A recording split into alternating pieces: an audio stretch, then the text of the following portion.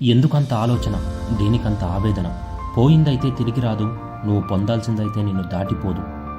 ఎగిరేవన్నీ ఆకాశాన్ని చేరవు, ఎవరో అన్నారని నువ్వు చేతగాని వాడివవ్వవు. జరిగేది జరగనివ్వు, జీవితాన్ని ఒక ప్రవాహంలా వెళ్ళనివ్వు. రావాల్సిన సమయంలో సరైన మలుపు ఖచ్చితంగా వస్తుంది. గెలుస్తా అన్నది నేను పలికిన శబ్దం కాదు, నేను రాయబోతున్న శాసనం. చేరుకుంటా అంటే ఆలస్యం చేయకు, చేరుకోలేవు అనుకుంటే ఆలోచన చేయకు. తన గురించి బాధపడమని ఏ గతము చెప్పదు, భయపడమని ఏ భవిష్యత్తు అడగదు. కాలేజీలో స్కూల్లో కన్నా కాలే కడుపు కారే కన్నీరే జీవితంలో ఎక్కువ పాఠాలు నేర్పిస్తాయి. నిరాశ నీ వల్ల కాదు, వదిలే అంటుంది. ఆశ సాధిస్తావు, ఇంకొక్క అడుగే అంటుంది. నేను గెలుస్తా అంటే ఎవరూ నమ్మలేదు, పోరాడుతుంటే ఎవరూ తోడు నిలవలేదు. అందుకే నాకు అవసరం లేదు, గెలిచినా ఓడినా. పరిస్థితులు ఇంకొంత దారుణమైనా ఒక్కన్నే పోరాడగలను, ఒంటరిగా అనుకున్నది సాధించగలను. బద్ధకం వదిలేసిన రోజు నుంచే బ్రతకడంలో మార్పు మొదలవుతుంది. జీవితంలో చాలాసార్లు మన వల్ల కాదు, వదిలేద్దామనిపిస్తుంది. కానీ వదిలేయాల్సింది అలాంటి ఆలోచనలు మాత్రమే.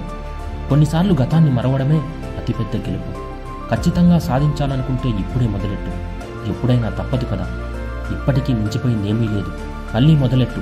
ఒక 6 నెలలు బలంగా కష్టపడితే అనుకున్నది ఖచ్చితంగా సాధిస్తావు. ఎదుర్కోవాలని నిర్ణయించుకుంటే సమస్య ఎంతటిదైనా వెనకడుగు వేయకు. ఒక్కడివే అని ఎప్పటికీ భయపడకు.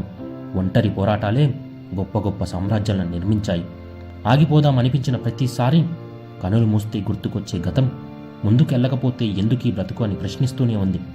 ఆలస్యమైనా పర్లేదు, కానీ కొన్ని అవమానాలకు మాత్రం సమాధానం చెప్పి తీరాల్సిందే. నీ వల్ల కాదు అన్నోళ్ళకి నిన్ను అంచనా వేయడం ఎవరి తరం కాదు అని నీ గెలుపుతో నిరూపించు. భరించి భరించి కష్టం కూడా కొన్ని రోజులకు ఆనందంగా అనిపిస్తుంది.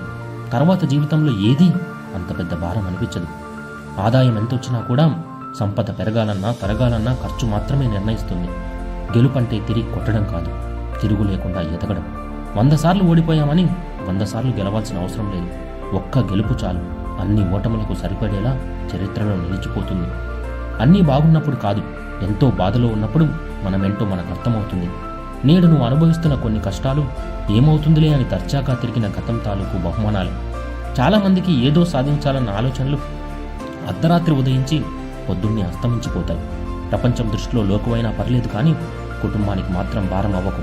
నువ్వు గెలిచిన తర్వాత మీ అమ్మా నాన్న కళ్ళల్లోని ఆనంద బాష్పాల కన్నా గొప్పవి ఏమున్నాయి ఈ ప్రపంచంలో? నిన్ను మర్చిపోయిన వాళ్ళకు సైతం నువ్వు గుర్తుకొస్తే గుండెల్లో గుచ్చుకునేంత గొప్పగా ఉండాలి నీ గెలుపు. కొడితే కోటలు బద్దలయ్యేంత బలంగా కొట్టు, లేకపోతే అటువైపు కన్నెత్తి కూడా చూడకు. సరిగ్గా ఉపయోగించకపోతే సమయమే అతిపెద్ద శత్రువు అవుతుంది.